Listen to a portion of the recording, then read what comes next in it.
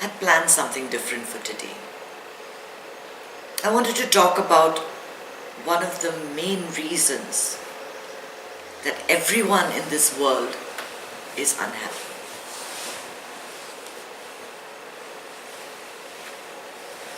In Sanskrit, we call it moha. It literally translates to attachment.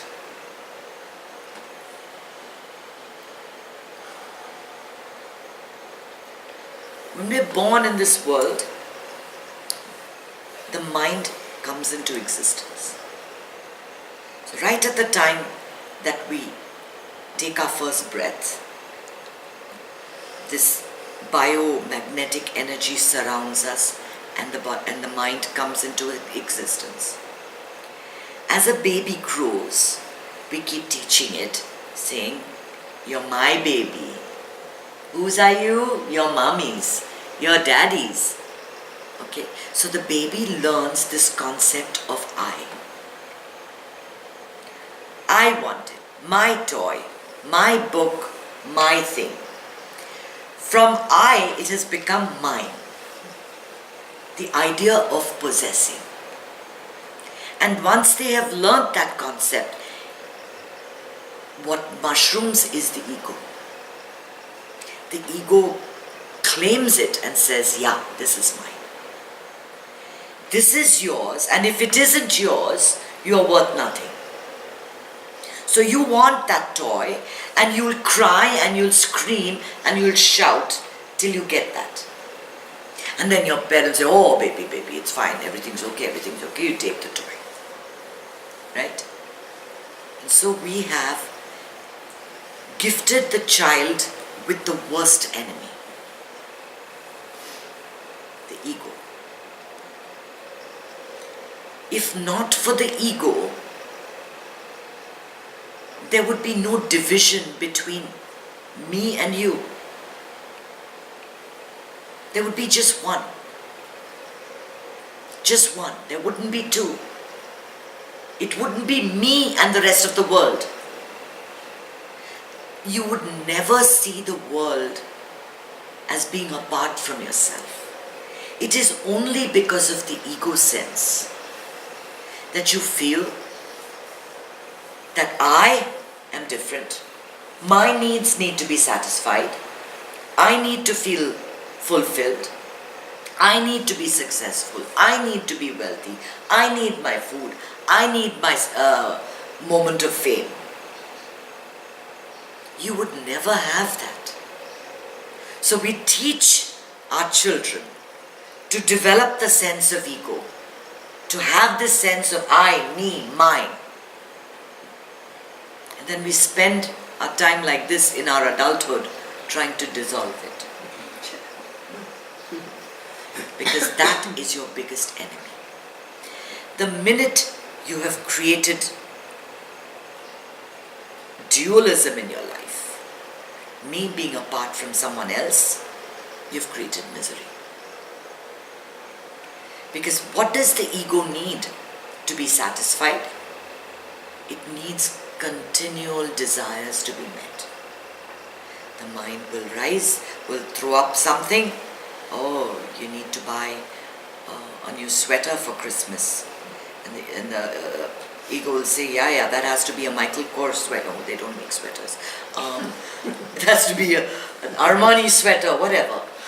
And when you possess that, then you'll say, I'm fine.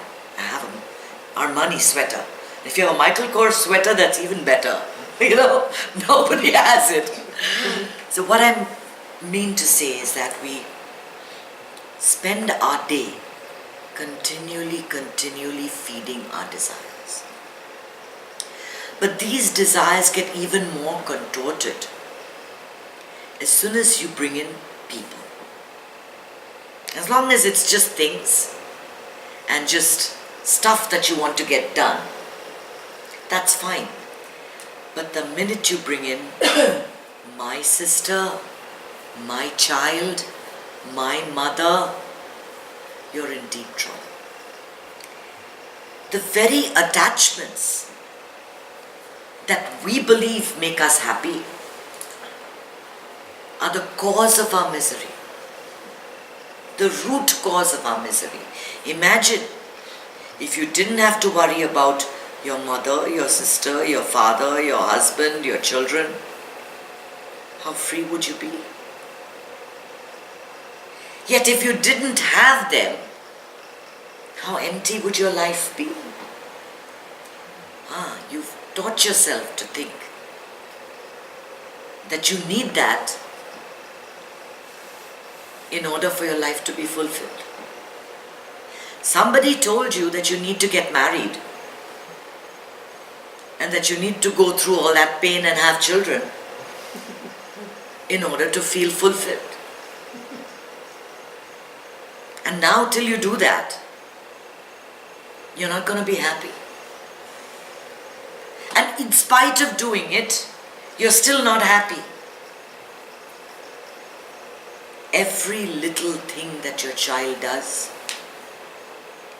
every little illness that your mother has, every little insult that your spouse makes, it hurts.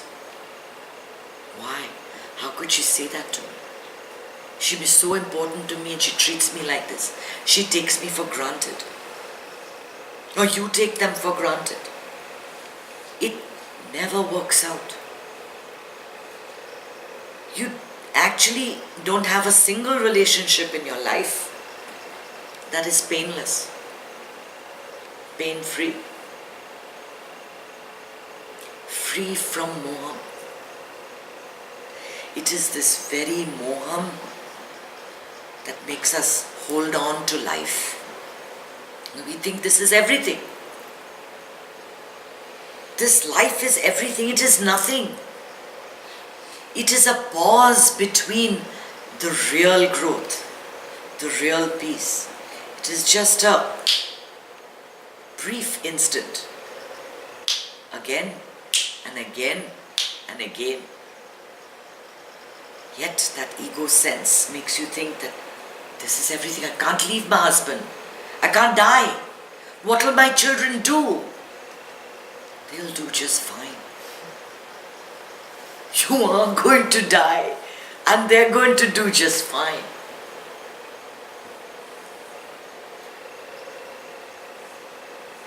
Yet that pain that we feel on losing a loved one, they actually have no pain. That moment of death is a liberation. The pain is ours.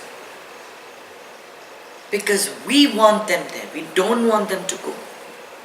We want them right there. To be there when we need them. You know, that phone call, you need to be at my disposal when I need you. You need to provide me with money because I don't work. You need all those people in your life. But do you really? Imagine if you could release that attachment. If you could just step back like a camera and always give the same example that we live our lives focused in on the little flower. You know, and inside that flower there's a little bee buzzing, and we're looking at that bee saying, oh my God, look at that bee, it looks so huge. What if it comes and bites me? What is it doing? Oh my God, that honey comes from that horrible insect, I'm going to have it. We're looking at all that. And then suddenly, when we learn to detach, we zoom out of the camera.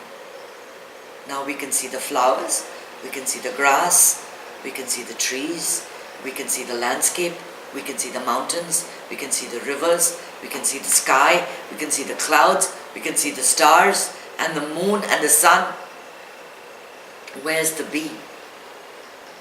It's still there. It's still there. You're just not focused on it. We don't help anybody in this world by being attached. We don't help anybody in this world. Not ourselves. and not the people around us. You're there to water the plant. That's it. You're not there to be the plant. And what do? We are the plant, right? Whatever your child is going through, you're going through.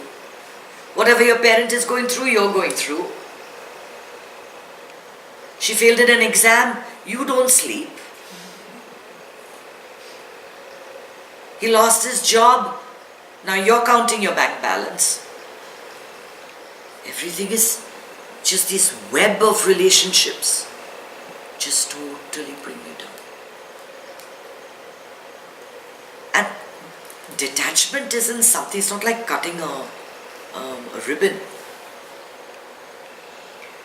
But the image of focusing, of panning out, will definitely help you to put things in perspective.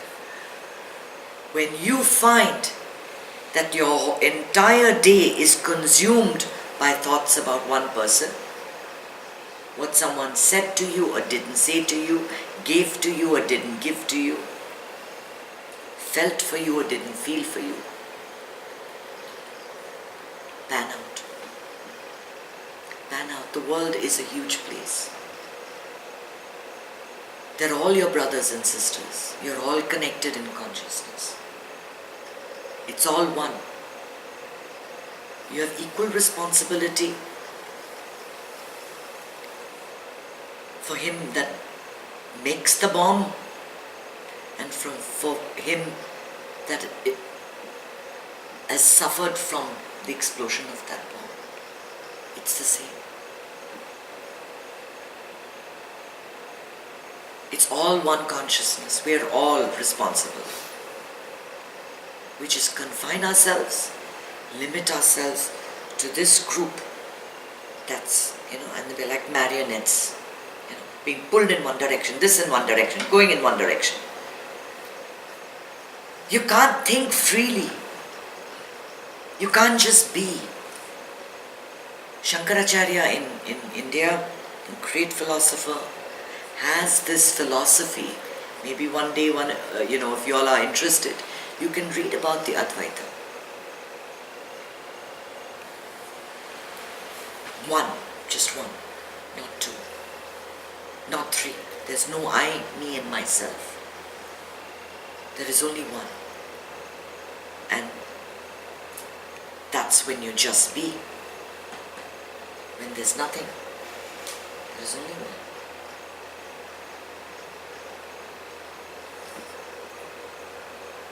So that is, for the most part, our biggest challenge. If we recognize that we have delusion, that we're completely deluded because of our attachment, and we're going to be able to take this camera. This camera is like your deflector, This camera with this telephoto lens is like your deflector. It's a great tool. It's a great tool, especially when you're on the spot. When everyone is attacking you and making you responsible for things that you didn't even know you did, or that you don't believe you did, and you're torn between what you think, what you feel, your ties, and you don't know exactly what to say. That's the time to pan out. And you're just watching this whole drama going on, but it's in one little corner of your field. It's not obsessing. Then you get a little better with the attachment. Your journey is alone. Your journey is alone. If you don't like your own company, you don't want to be alone, for heaven's sake, don't force your company on others.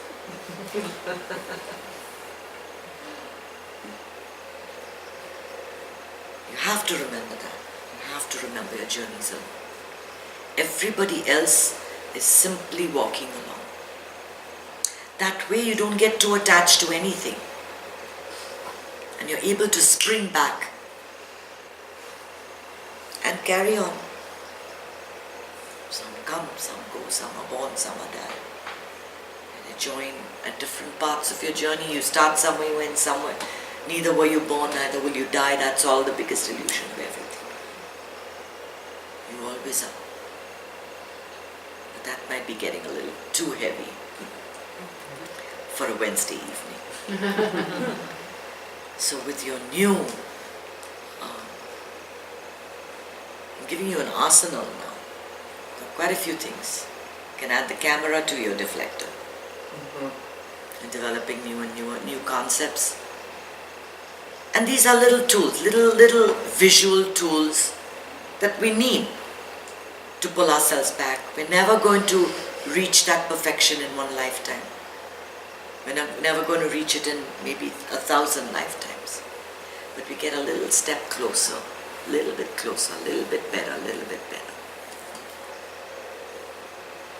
And then the real master is one who sees the dog is the same, with the same affection as his mother. Nowhere I've not reached that stage in my life yet.